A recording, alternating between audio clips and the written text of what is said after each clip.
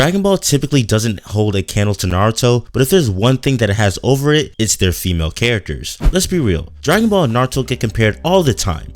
Power systems, villains, transformations, fights, legacy, but there's one area where Dragon Ball clearly beats Naruto, and I haven't seen many people admit it. Female characters. Not perfect, not revolutionary, but compared to Naruto, Dragon Ball actually lets its women exist as real characters, not background decorations who peak in one arc and disappear. This isn't about who can blow up a planet. Good treatment means consistent presence, real personality beyond being a love interest, relevance across multiple arcs, agency in the story, and not being written out the second a male character levels up. You don't have to be the strongest, you just have to matter. And that's where Naruto fumbles hard. Bulma has been relevant since episode 1. She starts the entire series. She helps drive the plot with technology. She builds radars, ships, and time machines. She solves problems Goku literally can't.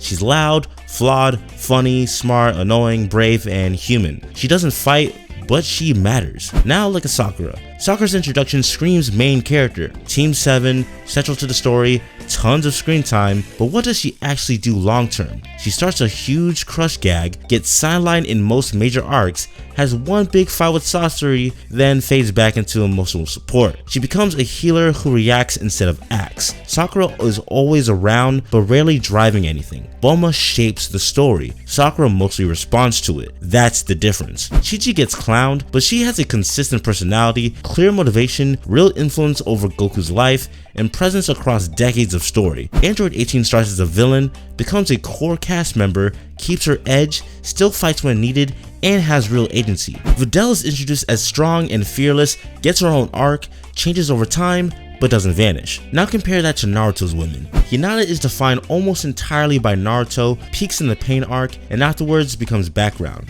Ino starts strong-ish, turns into side support, and rarely drives the plot. TenTen barely exists. Temari is one of the only exceptions. She has personality, stays competent, and keeps relevance through politics and war. But she's the exception, not the rule. Dragon Ball gives its women different roles that matter. Naruto gives most of them a title and nothing to do with it. This isn't about strength, it's about usage. Dragon Ball lets women affect the story without needing to be gods. It keeps them present. It doesn't forget they exist after one arc. Naruto introduces women as promising, gives them a moment or two, then power creep erases them from relevance. Sakura didn't fall off because Naruto got stronger, she fell off because the writing stopped caring. Bulma stayed relevant even when mythical beings showed up because her role was protected by the story. The war arc could have been Naruto's chance to fix this. It didn't. Most female characters healed, supported, reacted, cheered, but that's generally about it. Even legends like Tsunade, who did play a major role in fighting Madara along with the 5 Kage, gets overshadowed,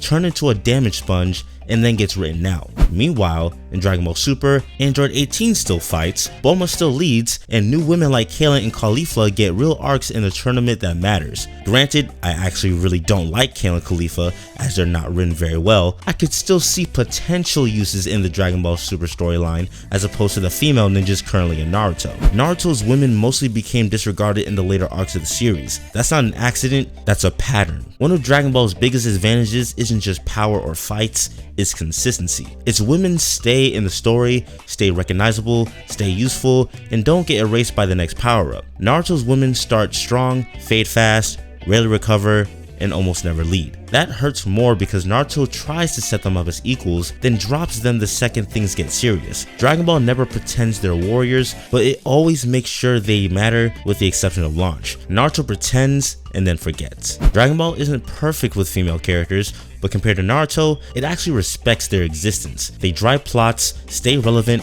have real personalities, and don't vanish when men get strong. Naruto had the chance to do better and didn't. That's why, for all its flaws, Dragon Ball still wins in this one category. Not because it's revolutionary, but because it simply didn't drop the ball. But what do you guys think? Do you think the female characters in Naruto deserve more respect? In what regard do you think so in comparison to Dragon Ball? I'd love to get y'all's thoughts, so let me know in the comment section below. And if you guys want to see more videos like this, click the card you see here where I go over the female characters in Naruto that I do feel are underrated. I'm the Curly Haired Hokage, and I hope you all have an amazing and blessed day. Peace.